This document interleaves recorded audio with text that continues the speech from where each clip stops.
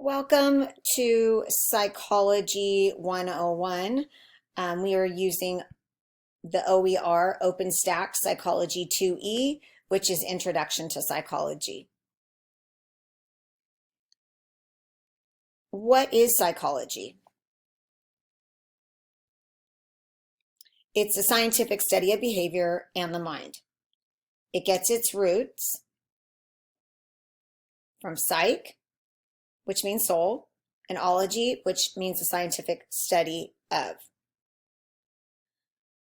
Psychology, by definition, is a science, and we apply the scientific method to our understanding of behavior as well as mental processes. We are able to observe anything we're able to observe now. Right off the bat, you're probably thinking to yourself, the mind isn't something that you can observe. It's more of an abstract concept. I can totally understand why you would think that way. It's not the best definition that we have to look at unobservable. And of course, when it comes to science, if we can't touch, feel, or taste or sense it, then how do we adequately study it? Well, you have to apply the scientific method. Empiricism is ultimately another term for the empirical method.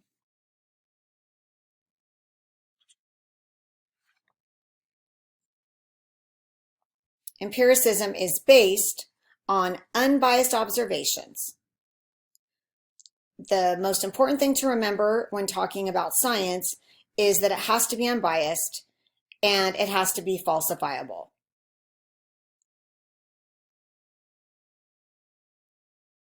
Some of the psychological perspectives that we're going to be looking at today include structuralism, functionalism, psychoanalytic, Gestalt, behaviorism, and humanism. Humanism, we're going to be talking about first. Structuralism is what we're going to be talking about first.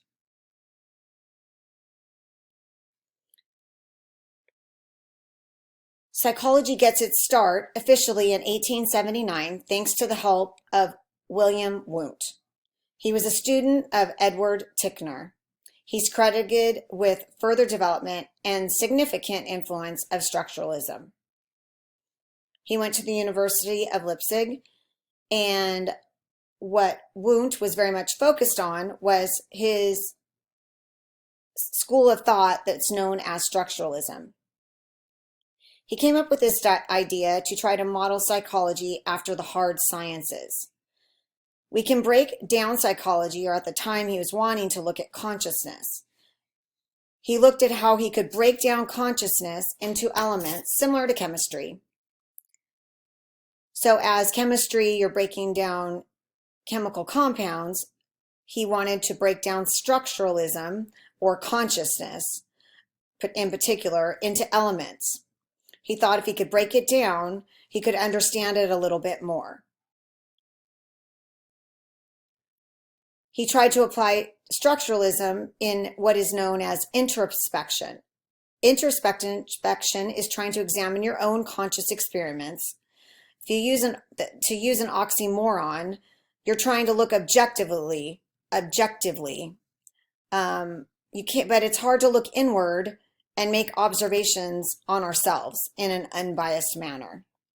In an objective manner, anytime you add the human element to what you're trying to study and trying to make it scientific, it's not going to work for long. So this is why structuralism ultimately phased out, as well as consciousness in general. We move toward a little bit later, William James.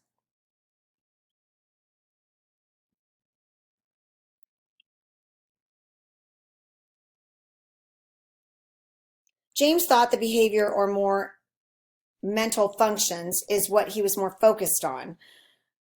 He was concerned about mental activities and how they help us to adapt and survive. He was a big theory of evolution guy. Functionalism truly emphasized how mental activities contribute to basic environmental survival. Hence, functionalism. James was one of the first Western psychologists or first American psychologists that you can thank for functionalism. Now we're going to move to another individual who you've probably heard of, Sigmund Freud. You probably have heard of psychoanalysis, which is his type of therapy. He thought that your mental difficulties as an adult were due to difficulties or problems in your childhood. If there was a trauma in childhood, that could potentially manifest into mental difficulties when you became an adult. He also thought a lot of our difficulties arise from the unconscious mind.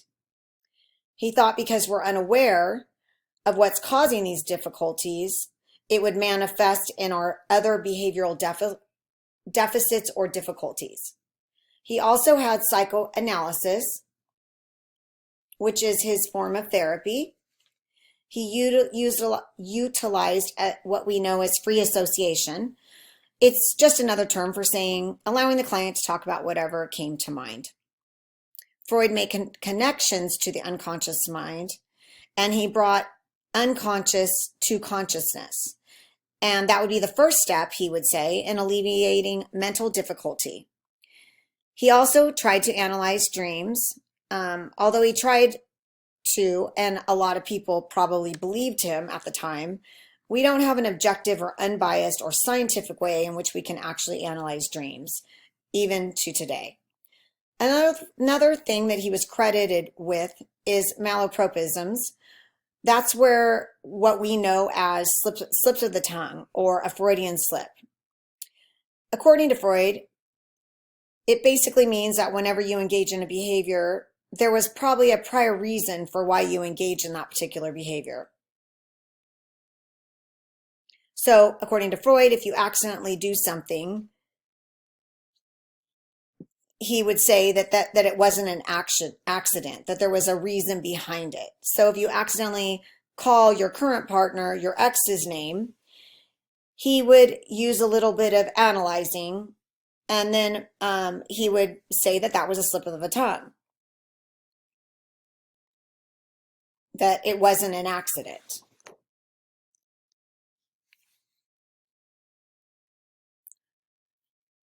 Although a lot of his ideas are unfalsifiable, a lot of his theories are still needed, and he's an earlier figure to at least get started and to build upon Freud. Anytime you're starting a new science or new field of study, there's going to be hiccups. And as I said, it's still something that we use a lot of his ideas today in therapy.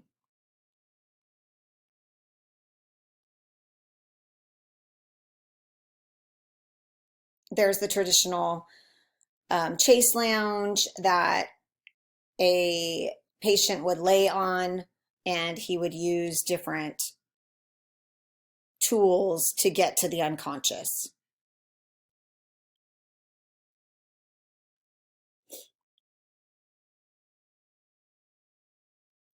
Gestalt psychology is based on the idea that although a sensory experience can be broken down into those individual parts, how those parts relate to each other as a whole is often what the individual responds to. This is something that we're going to explore a little bit later when it comes to our sensation and perception chapter.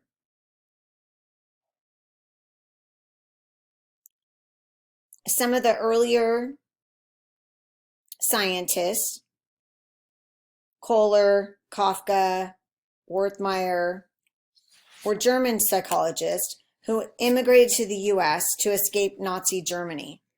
They have intriguing stories that I encourage you to look into.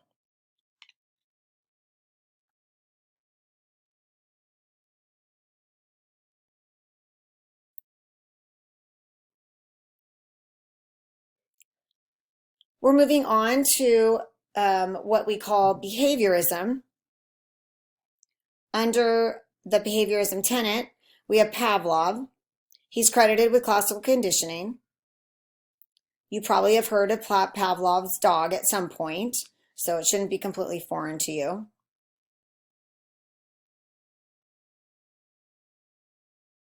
So stimulus is literally anything, a person, place, or thing that elicits a response in an organism. Under classical conditioning with Pavlov, he was able to train a dog to salivate to the ringing of a bell. This is something that we're going to get a little bit more into depth whenever we get into chapter 6, if we cover that.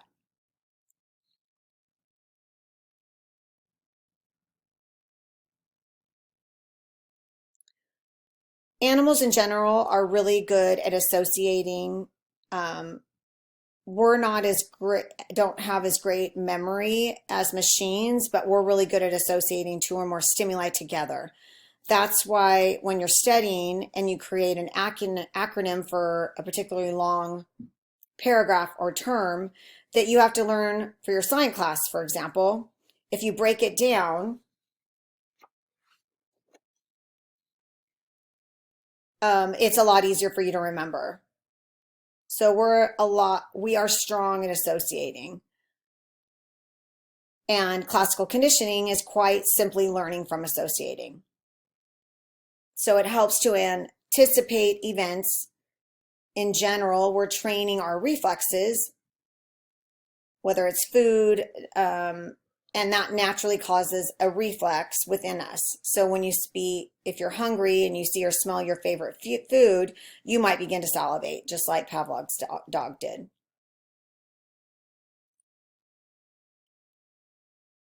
So he was eventually able to get the dog to salivate just at the sound of the bell without food even being introduced.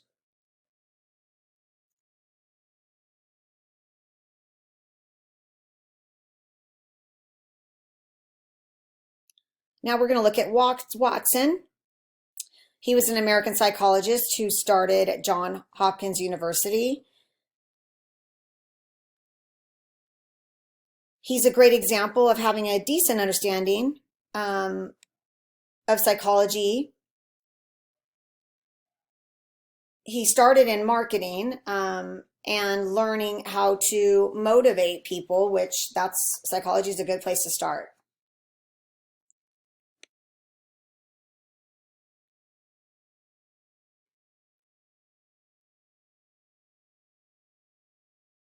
He ended up being a professor turned marketer, and you can actually thank him, especially here in the US, for the term coffee break.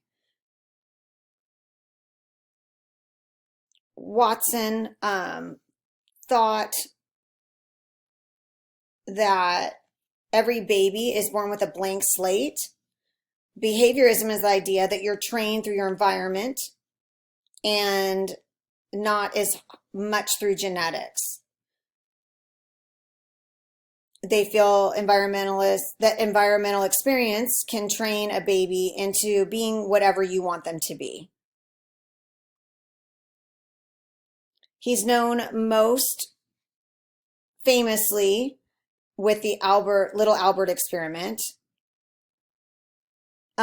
which you probably see a little more when we talk about operant conditioning.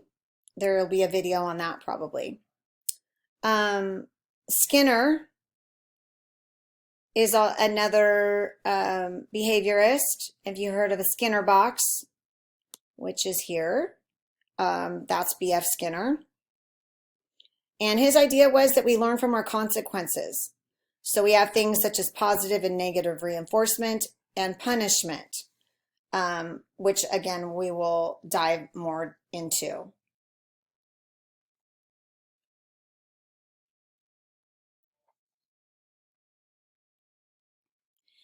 Skinner really concentrated on how behavior is affected by its consequences, and then how it can be modified through reinforcement and punishment.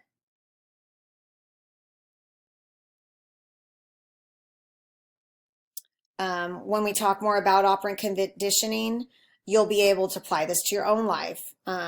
either in business, in whatever occupation you might go into, or just your day-to-day life. Now we're going to move on to humanism. Humanism is inspired by a whole therapeutic approach. In general, it just believes and emphasizes the potential for good in humans.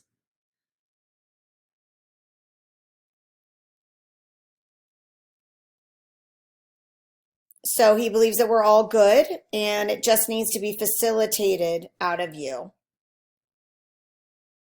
Maslow, he created the Maslow hierarchy of needs. And this also has to do with motivation.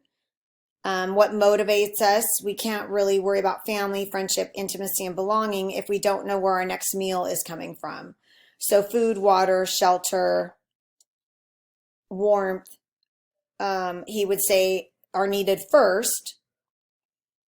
And then once you achieve, then you can move to the next stage of security, safety, employment, assets, and so on and so forth. The very peak is what is known as self-actualization, which is complete inner fulfillment, which is here. We'll move on to Carl Rogers. Rogers ultimately believed that therapists need a few tenets: unconditional positive regard, firstly.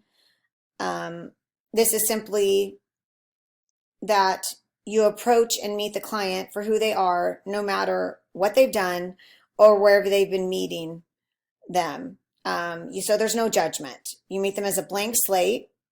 It's very hard to do as a counselor or therapist because you come in with your own perceptions on life, judgments, etc. And even as hard as you might, depending on maybe something the person has done or something the person says, it's very hard to be completely unbiased. He also believed in genuineness as well as empathy. So not to just sympathize or feel sorry for somebody, but actually being able to feel the emotions of the other person. So being actually able to put yourself in their shoes.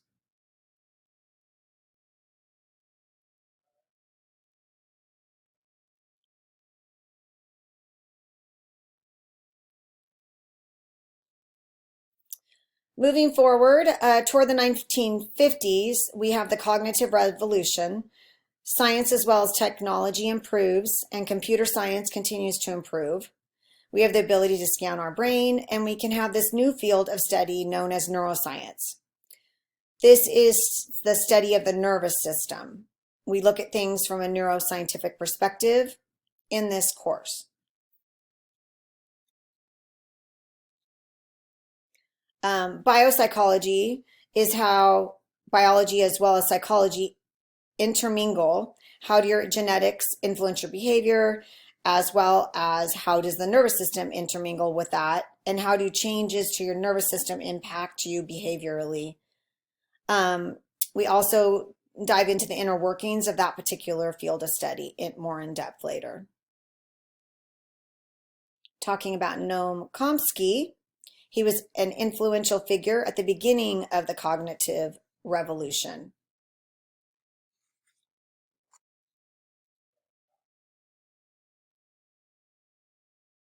He believed you had to incorporate mental functioning into the focus in order to understand human behavior. For the longest time, psychology's definition was the scientific study of behavior and mental processes.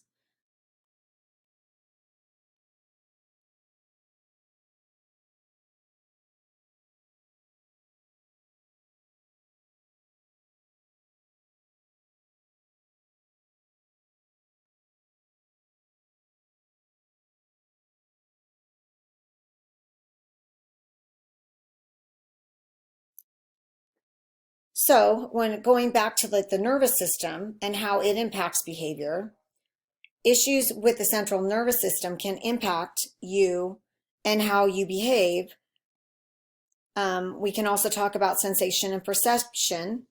You have a sensory information, which is just sensation, but as we know, perception is in the eye of the beholder.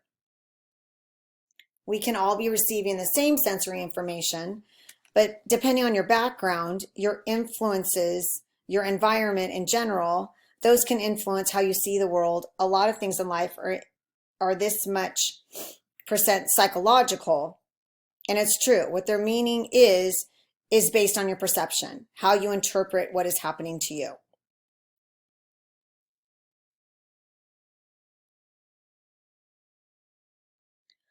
Overall, cognition really encompasses attention, problem-solving, language, as well as memory. We also have this study known as developmental psychology.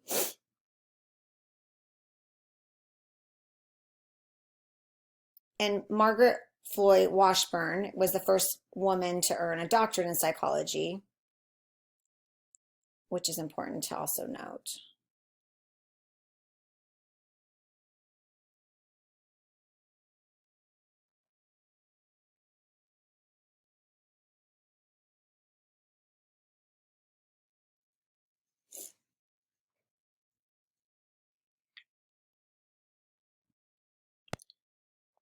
Cognitive psychology. Cognition really encompasses attention, problem solving, language, as well as memory.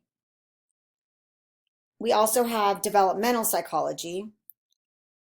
It's quite simply the study of how you develop socially, emotionally, cognitively, and physically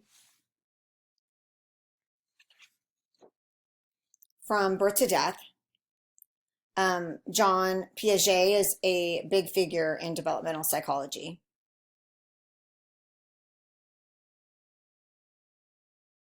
Personality psychology refers to the long-standing traits that propel you to consistently feel, think, as well as behave.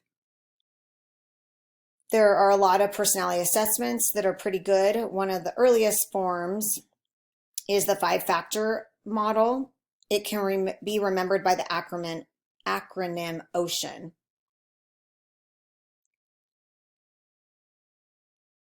The five-factor model, as well as personality assessments, they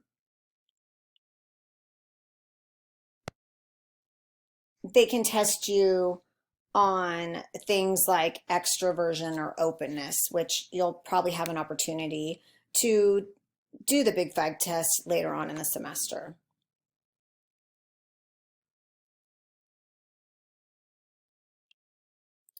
Social psychology is looking at an individual and how they behave in a group setting. So it's looking at the individual, but in a group. The difference between that and sociology is looking at group behavior as a whole. So group dynamics.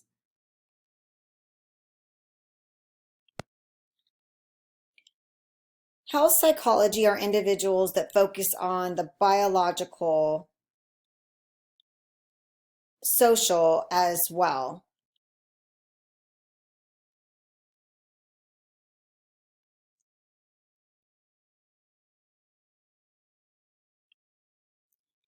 Health psychologists are focused on making sure that your body is taken care of, but also that your mind is. Because really, who are we without our mind? Industrial organizational psychology is an area that has really taken off. That's looking at how to make the workplace environment a more fruitful, more healthy place to be in. So you trying to make it more productive. Sports and exercise psychology is obviously working with athletes. Athletes are under tremendous amount of anxiety as well as stress when they're engaging in whatever sport that applies to them.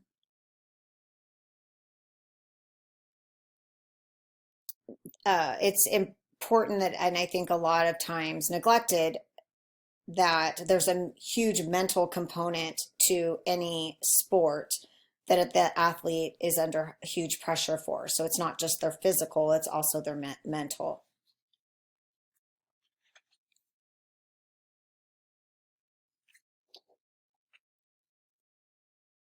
that obviously can affect a performance. And when they're trying to perform at their highest level, their mental game has to be on point as well, not just their physical. Now moving on to clinical psychology. With clinical psychology, it's focusing on diagnosing and treating psychological disorders or problems that your client may come to you with. So you're going to focus is going to be pretty exclusively on therapy and counseling.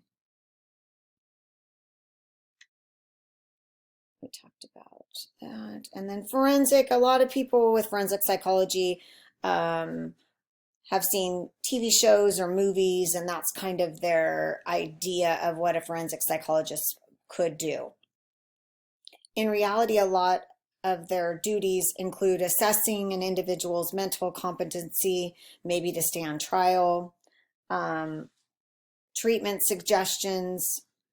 They could even give advisement for a witness testimony. It requires a strong understanding of the legal system. It can be a very fruitful career, but you're going to need at least a doctorate degree.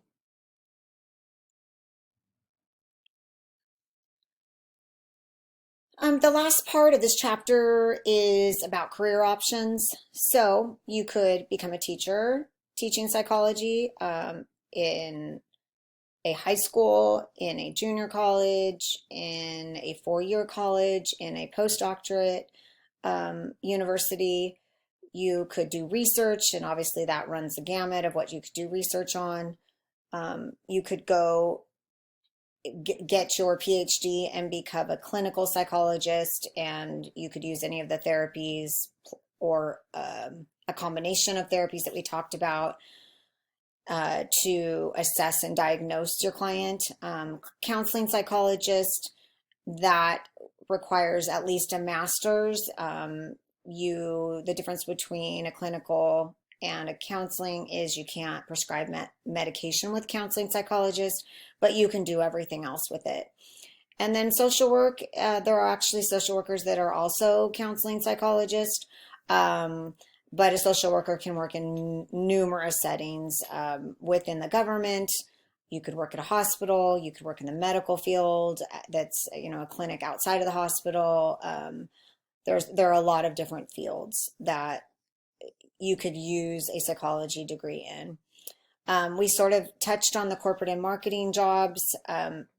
There's psychology definitely in marketing, in corporations, to make businesses run more smoothly and more cohesively. Marketing psychology is in all marketing, what sells, what doesn't sell, what's getting people to go to your website every time or go to your brick and mortar store every time. So there's psychology within all of that. This just gives you a graph of breaking it down. This was from 2009, so it's a little dated. And then this also breaks it down by occupation. So I hope that you enjoyed this lecture on chapter 1, and I will see you, or you'll hear from me in chapter 2.